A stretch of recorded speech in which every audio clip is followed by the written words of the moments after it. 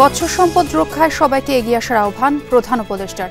সপ্তাহব্যাপী অনুষ্ঠানের উদ্বোধন, বিভিন্ন ক্যাটাগরিতে 16 জনকে পদক। ফাইবার ব্যাংক প্রতিষ্ঠার উদ্যোগ, যুক্ত হতে সরকারি 4 প্রতিষ্ঠানকে চিঠি।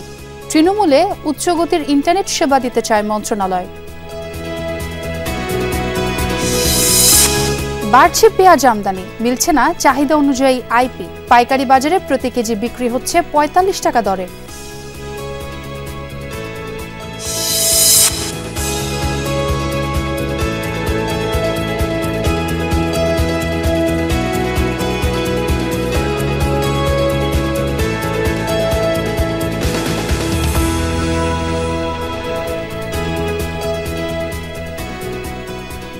আমন্ত্রণ বিজনেস টুডেতে, আপনাদের সঙ্গে আছে আমি ছোঁয়া খন্দকার। আর এতক্ষণ শিরোনাম দেখছিলেন। মৎস্য সম্পদ রক্ষায় সবাইকে সচেতন হওয়ার আহ্বান জানিয়েছেন প্রধান উপদেষ্টা ডক্টর মোহাম্মদ ইউনূস। সকালে চীন মৈত্রী সম্মেলন কেন্দ্রে মৎস্য সপ্তাহের উদ্বোধন অনুষ্ঠানে একথা জানান তিনি। বলেন, আমরা যেন প্রকৃতির অবদানকে স্বীকৃতি জানাতে শিখি। মৎস্য খাত নিয়ে দেশের শিল্প গড়ে তোলার কথা বলেন প্রধান উপদেষ্টা। সম্পদ বৃদ্ধির লক্ষ্যে সবাইকে ঐক্যবদ্ধভাবে কাজ করার আহ্বান জানিয়েছেন তিনি। এজন্য বিশ্বমানের বিশেষজ্ঞদের গবেষণা কাজে লাগাতে হবে। এই সম্পদ মানুষের কল্যাণে ব্যবহার করতে বন্ধু দেশগুলোর সাথে আলোচনা করা হয়েছে বলেও জানান প্রধান উপদেষ্টা। এছাড়া সমুদ্র উপকূলীয় অঞ্চল রক্ষায় আলোচনা শুরু হয়েছে। প্রধান উপদেষ্টা বলেন, অপরিকল্পিতভাবে অবকাঠামো নির্মাণ, পরিবেশ ধ্বংসের কারণে বাংলাদেশের মতো দেশে সুস্বাস্থ্য নিয়ে থাকা কঠিন। তাই প্রকৃতির প্রতি সদয় হতে দেশবাসীকে আহ্বান জানান প্রধান উপদেষ্টা। অনুষ্ঠানে জাতীয় মৎস্য সপ্তাহ উপলক্ষে বিভিন্ন ক্যাটাগরিতে 9 জনকে স্বর্ণ, 5 জনকে রৌপ্য ও 2 জনকে ব্রোঞ্জ পদক প্রদান করা হয়।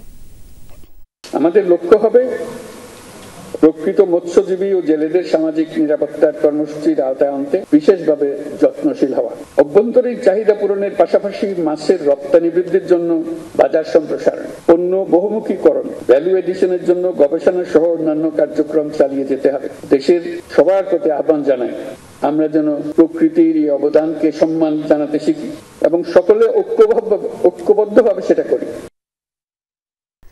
অভয়াশ্রম গড়ে তুলি, দেশি মাছে দেশ ভরি প্রতিবাদে দেশের বিভিন্ন জেলায় জাতীয় মৎস্য সপ্তাহ উদযাপিত হচ্ছে। সকালে জয়পুরহাটে জেলা প্রশাসকের বাংলোপুকুরে বিভিন্ন মাছের পোনা অবমুক্ত করা হয়। সেখান থেকে র্যালি শুরু হয়। পরে জেলা প্রশাসনের সম্মেলন কক্ষে আলোচনা সভা হয়। এ সময় মৎস্য চাষে বিশেষ অবদানের জন্য জাক্স ফাউন্ডেশন ও 5 মৎস্য চাষীকে সম্মাননা স্মারক দেওয়া হয়। ঝালকাঠিতে মৎস্য সপ্তাহ উপলক্ষে নানা কর্মসূচি পালিত হয়। 3 সফল মৎস্য চাষীকে দেওয়া হয় সম্মাননা। ফরিদপুরে মৎস্য সপ্তাহ উপলক্ষে র্যালি ও আলোচনা সভা হয়েছে। পাশাপাশি জেলা প্রশাসকের বাসভবনের পুকুরে বিভিন্ন মাছের পোনা অবমুক্ত করা হয়। 3 মৎস্য চাষীকে দেওয়া হয় সম্মাননা। এছাড়া অনুষ্ঠানের শুরুতে জুলাই শহীদদের স্মরণে 1 মিনিট নীরবতা পালন করেন অতিথিরা। গোপালগঞ্জেও মৎস্য সপ্তাহ উপলক্ষে নানা কর্মসূচি আয়োজন করা হয়েছে। অনুষ্ঠান শেষে মৎস্য চাষীদের পুরস্কার দেওয়া হয়। অপটিক্যাল ফাইবার নেটওয়ার্ক নিয়ে একটি ফাইবার ব্যাংক প্রতিষ্ঠার উদ্যোগ নেওয়া হয়েছে। এটি হবে সফট কনসোর্টিয়াম, যেখান থেকে প্রাইস এবং ডিস্টেন্স কম্পিটিশন করে যে কেউ ফাইবার নিয়ে ব্যবহার করতে পারবে। এতে রাজস্ব ভাগাভাগি হবে। তবে অভিযোগ উঠেছে, মোবাইল অপারেটরদের DWM যন্ত্রপাতি আমদানির অনুমতির মাধ্যমে ফাইবার ব্যাংক ব্যবসাকে হুমকির মধ্যে ফেলে দিয়েছে। অপটিক্যাল ফাইবার ট্রান্সমিশন ব্যবস্থার মধ্য দিয়ে সরবরাহ করা হয় ব্যান্ডউইথ ও অন্যান্য সেবা। ছড়িয়ে থাকা মোবাইল টাওয়ার সংযুক্ত করার পাশাপাশি গ্রাহক প্রান্তে ব্রডব্যান্ড ইন্টারনেট সেবা পৌঁছে যায় এই সঞ্চালন ব্যবস্থার মাধ্যমে। বিটিআরসির তথ্য বলছে, 80% মোবাইল টাওয়ার এবং 98% ঘরবাড়ি এখনও ফাইবারাইজেশনের বাইরে। অথচ বিভিন্ন সরকারি প্রতিষ্ঠানের আয়ত্তে থাকা বিপুল পরিমাণ অপটিক্যাল ফাইবার অব্যবহৃত অবস্থায় পড়ে আছে। রাষ্ট্রীয় সম্পদের অপচয় রোধ এবং ব্যবহার বাড়াতে অব্যবহৃত অপটিক্যাল ফাইবার নিয়ে ফাইবার ব্যাংক গড়ে তোলার উদ্যোগ নিচ্ছে সরকার, যার মাধ্যমে প্রতিযোগিতা করে অপটিক্যাল ফাইবার লিজ নিয়ে সেবার মান বাড়াতে পারবে অপারেটররা। অব্যবহৃত ফাইবারগুলো নিয়ে একটা সফট একটা কনসোর্টিয়াম হবে। এই কনসোর্টিয়ামের কাছে যদি কাস্টমার চায়, তাহলে সে কম্পিউটার অ্যানালাইসিস করে দেখবে, সফটওয়্যার অ্যানালাইসিস করে দেখবে যে কোথায় নিয়ারেস্ট ফাইবার আছে। সেই নিয়ারেস্ট ফাইবার দিয়ে সে এন্ড মাইল করে ওখানে সংযোগ দিবে। এটা BTCL হতে পারে, PGCB হতে পারে, BCC হতে পারে বা রেল হতে পারে। আমি মনে করি যে এইভাবে আমার ফাইবারের ব্যবহারটা সুন্দর হবে। অপারেটরদের ডিডব্লিউডিএম যন্ত্রপাতির আমদানি এবং অ্যাক্টিভ শেয়ারিংয়ের অনুমতি দিয়ে সরকার নিজেই ফাইবার ব্যাংক বা কমন নেটওয়ার্কের ব্যবসাকে হুমকির মধ্যে ফেলে দিয়েছে, এমন অভিমত এনটিটিএন অপারেটরদের। এটা যদি সবাই ব্যবহার করে, সব অপারেটররা, সবার জন্যই সাশ্রয়ী হবে। সো ওইটা যদি আপনি কম্প্রোমাইজ করে ফেলেন, অ্যাক্টিভ শেয়ারিং সবাইকে দেন, ডেফিনেটলি এটা ওই কনসেপ্টটা থেকে আপনি নিজেই পিছনে চলে আসছেন। সরকারি 4 প্রতিষ্ঠানের ৭৮,০০০ কিলোমিটারের বেশি ফাইবার অপটিক নেটওয়ার্কের ৪০% অব্যবহৃত অবস্থায় পড়ে আছে। ফাইবার ব্যাংকের আওতায় এই ৪০% অব্যবহৃত অবকাঠামো কাজে লাগিয়ে ইউনিয়ন পর্যন্ত উচ্চগতির ইন্টারনেট নিশ্চিত করতে চায় টেলিযোগাযোগ মন্ত্রণালয়। অব্যবহৃত সম্পদ হিসাবে এই ফাইবার নেটওয়ার্কটা একটা অমূল্য সম্পদ। যেখানে দেশের ৮০% মোবাইল টাওয়ার এখনও ফাইবারাইজেশনের বাইরে, যেখানে তাদের ৯৮% ঘর বাড়ি এখনও ফাইবারাইজেশনের বাইরে, সেখানে আমরা অমূল্য সম্পদ ফাইবার নিয়ে বসে আছি। যেভাবে যেখানে খুশি, যার যেখানে সুবিধা হয়, প্রাইস এবং ডিস্টেন্স কম্পিটিশন করে সেখান থেকে ফাইবার নিয়ে সে ফাইবারটা ব্যবহার করবে এবং এখানে রেভিনিউ ভাগাভাগি হবে। এনটিটিএন অপারেটরদের জন্য বিশাল অঙ্কের ব্যাংক গ্যারান্টি সহ আছে কঠিন সব শর্ত। বিপরীতে নিয়মনীতির বেড়াজাল থেকে অনেকটাই মুক্ত সরকারি প্রতিষ্ঠানগুলো। ফাইবার ব্যাংকের মাধ্যমে বেসরকারি এনটিটিএন অপারেটরদের প্রতি বৈষম্যের অভিযোগ সংশ্লিষ্টদের। এটা একটা সিরিয়াস কাইন্ড অফ ডিসক্রিমিনেশন হয়ে যাচ্ছে আমাদের, যারা এই অব্লিগেশন ফুলফিল করে কান্ট্রি ওয়াইড নেটওয়ার্কটা বানিয়েছি।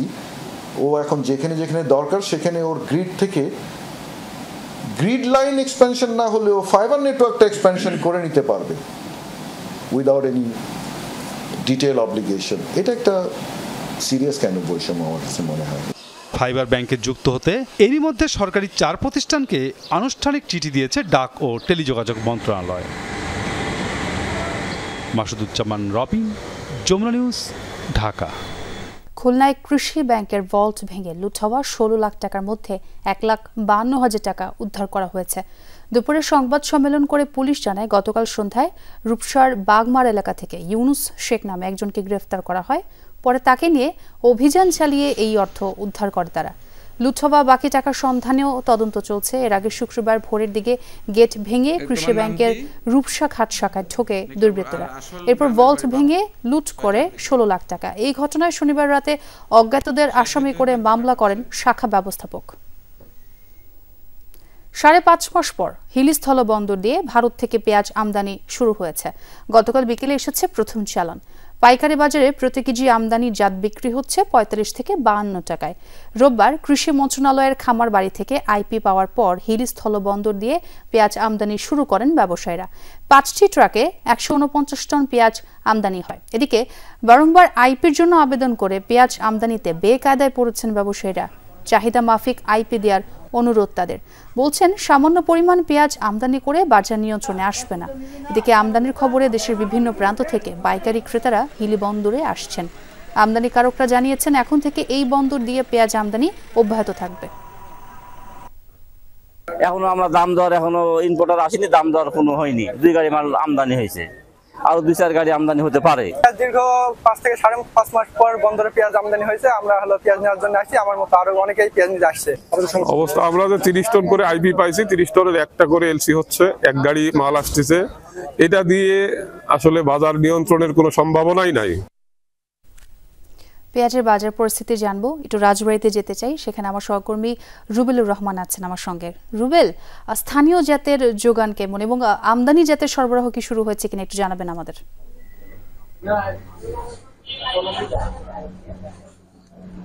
আমি এই মুহূর্তে রয়েছে রাজবাড়ী জেলা শহরের যে বড় বাজার, সেই বড় বাজার থেকে আমি রয়েছি। আমরা বাজারে এসে দেখেছি, বাজারে কিন্তু যে স্থানীয় যে পেঁয়াজ, হালি পেঁয়াজ যেটাকে বলা হয়, সংরক্ষণ করা হয় সারা বছর, ঠিক সেই পেঁয়াজটিকে কিন্তু আমরা বাজারে এসে দেখতে পেরেছি। এবং প্রতি কেজি পেঁয়াজ কিন্তু আজকে আমরা জেনেছি 65 থেকে 70 টাকা কেজি দরে কিন্তু বিক্রি হচ্ছে। এছাড়া রাজবাড়ী বাজারে কিন্তু এখন পর্যন্ত বাইরের কোনো পেঁয়াজ আমদানি হয়নি। এবং আমি ব্যবসায়ীদের সঙ্গে কথা বলেছি, তারা বলেছে রাজবাড়িতে বাইরের পেঁয়াজের আমদানি কোনো প্রভাবও পড়েনি এবং রাজবাড়িতে বাইরের কোনো পেঁয়াজও কিন্তু আসেনি। তাছাড়া রাজবাড়িতে যে পেঁয়াজ উৎপাদন হয়, আমি যদি বলে রাখি সেটা রাজবাড়ীতে কিন্তু সারা দেশে প্রায় 16% পেঁয়াজ এই রাজবাড়ী জেলাতে উৎপাদন হয়ে থাকে। এর মধ্যে তৃতীয়তম স্থানে কিন্তু রাজবাড়ীতে, এবং এবছর রাজবাড়ীতে কিন্তু প্রায় 36,020 হেক্টর জমিতে পেঁয়াজ উৎপাদন হয়েছে এবং লক্ষ্যমাত্রা দর নির্ধারণ করা হয়েছিল প্রায় 5,20,000 মেট্রিক টন। এর মধ্যে কিন্তু কৃষি বিভাগ আমাদেরকে জানিয়েছে 5,27,000 মেট্রিক টন পেঁয়াজ উৎপাদন হয়েছে, এবং এখন পর্যন্ত কৃষকের ঘরে কিন্তু প্রায় 1,60,000 মেট্রিক টনের বেশি পেঁয়াজ মজুদ রয়েছে বলে কৃষি অধিদপ্তর থেকে আমাদেরকে জানিয়েছেন, এবং যে কারণে তারা বলছেন বাজারে পর্যাপ্ত পেঁয়াজ রয়েছে। এবং আজকে বাজারের পেঁয়াজের দরের কথা যদি বলি তাহলে আজকে যে নারোয়া বাজার ছিল সেই বাজারে কিন্তু আজকে সর্বোচ্চ পেঁয়াজ বিক্রি হয়েছে 2500 থেকে 2700 টাকা মন দরে পেঁয়াজ বিক্রি হয়েছে, এবং রাজবাড়ির যে বাজার গতকাল রাজবাড়ির যে বাজার ছিল সেটিতেও কিন্তু 25 থেকে 2700 টাকা মন দরে পেঁয়াজ বিক্রি হয়েছে। এবং ভোক্তা যারা আছেন তারা কিন্তু বলছেন পেঁয়াজের দাম আসলে হঠাৎ করে মাঝে বৃদ্ধি পেয়েছিল, এখন যে বাজারটা রয়েছে এরকম বাজার থাকলে কিন্তু তারা খুশি। সোয়া রুবেল, অনেক ধন্যবাদ যোগ দেওয়ার জন্য।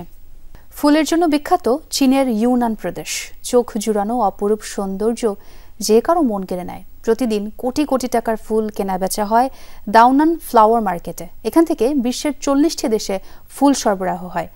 বাংলাদেশের উদ্যোক্তারা চাইলে এখানে ব্যবসার সুযোগ আছে বলে জানায় মার্কেট কর্তৃপক্ষ। শুধু কেনা বেচা নয়, ফুলের সৌন্দর্য উপভোগে প্রতিদিন এখানে ভিড় করেন অসংখ্য পর্যটক। চীন থেকে ফিরে বিস্তারিত জানাচ্ছেন লামিয়া তিথি। চারিদিকে যেন রঙের মিছিল, লাল, নীল, হলুদ, গোলাপি, নানা নামের, বর্ণের ও ঘ্রাণের ফুল যে কারো মন কেড়ে নেবে। ইউনান প্রদেশের রাজধানী কুনমিংয়ে কৃত্রিমতা বর্জিত অপরূপ সৌন্দর্য যেন ধরা দিয়েছে স্বর্গশোভায়। চির বসন্তের এই শহর যেন সবসময়ই উৎসব। যেদিকে তাকানো যায় সেদিকেই চোখ জুড়ানো ফুলের বাহারি সমাহার। ভিন্ন রকমের এক আবেশে ভরে যায় মন প্রাণ। ভৌগোলিক কারণেই ফুলের উৎপাদনের জন্য বিখ্যাত কুনমিং শহর। এশিয়ার বৃহত্তম দাওনান ফ্লাওয়ার মার্কেটে চোখে পড়ে গোলাপ, লিলি, ফরগেট মি নটস, প্রজাপতি অর্কিড সহ প্রায় 1000-এর বেশি প্রজাতির ফুল। দাওনানের অকশন কেন্দ্রে ফুল বেচাকেনা হয় ডিজিটাল পদ্ধতিতে। এখানে রয়েছে 2টি নিলাম হল, 12টি নিলাম ঘড়ি, এছাড়াও ফুল রাখার জন্য 6টি বড় শেড রয়েছে।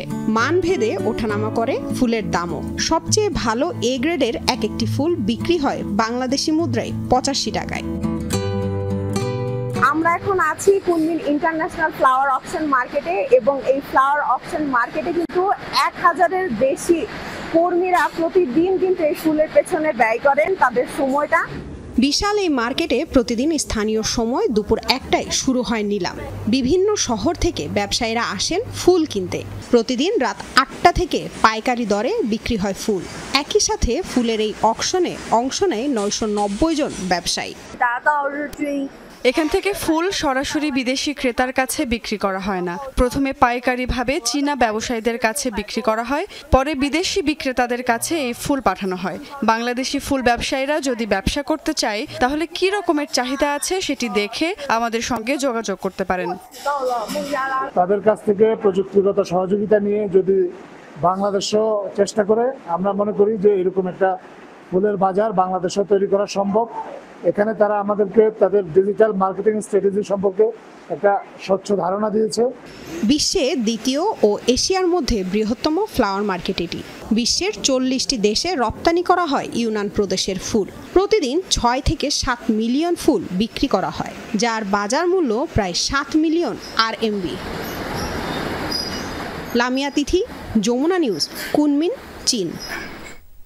আর এ ছিল বিজনেস টুডের এখনকার আয়োজন। এতক্ষণ যারা সঙ্গে ছিলেন সবাইকে ধন্যবাদ।